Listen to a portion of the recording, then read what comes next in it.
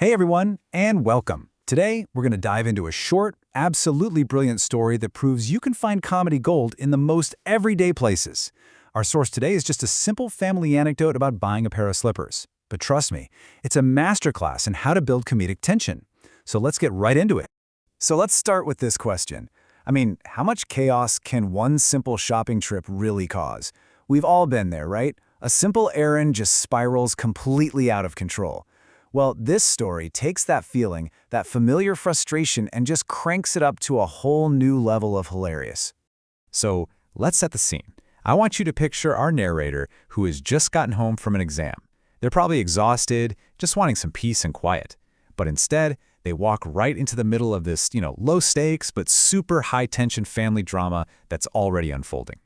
The task itself sounds easy enough. Just go get a new pair of slippers for their mom. But, of course, there's a problem. The brother, who was supposed to be the one to go, has basically staged a silent protest. It's that classic family standoff over something so small. Just when it feels like we're totally stuck, a new player enters the game. And she is not just any character, she is the one who's about to flip this whole simple errand into an unforgettable adventure. It's time to meet Grandma. And bam, with this one line, Grandma just completely takes control. It's so decisive, so dismissive of all the drama. She's not asking for permission, she's just announcing, this is what's happening.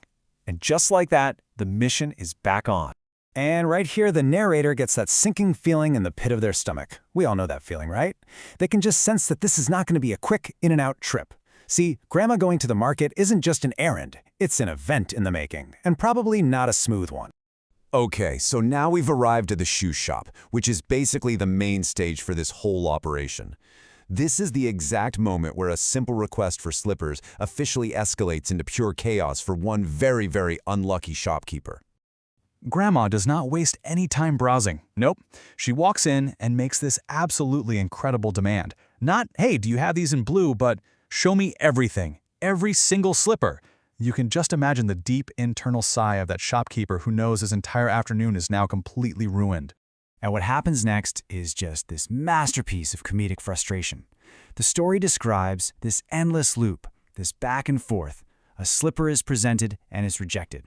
Another is pointed to, it's brought out, and that one's rejected too. A mountain of shoes starts to form, along with this fog of total and utter confusion. At this point, the narrator and the shopkeeper, they're sharing this moment of silent, mutual suffering. The source uses the Hindi word pareshan, and it is so perfect. It's more than just being annoyed, it's that deeper feeling of being troubled, worn down, and just completely exhausted by a situation you literally can't escape. Okay, so we've reached the breaking point. The shopkeeper has shown them every single pair of slippers in the entire store. The shelves are bare. But Grandma, with her eagle eyes, spots one last box. This is it. This is the moment everything has been building towards.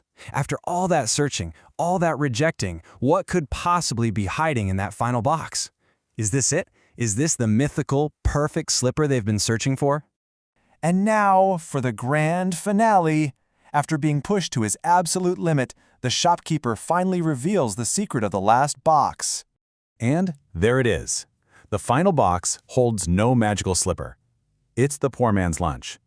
The absolute brilliance of this punchline is just how human it is. He's not angry, he's not rude, he's just a guy who really wants to eat his sandwich.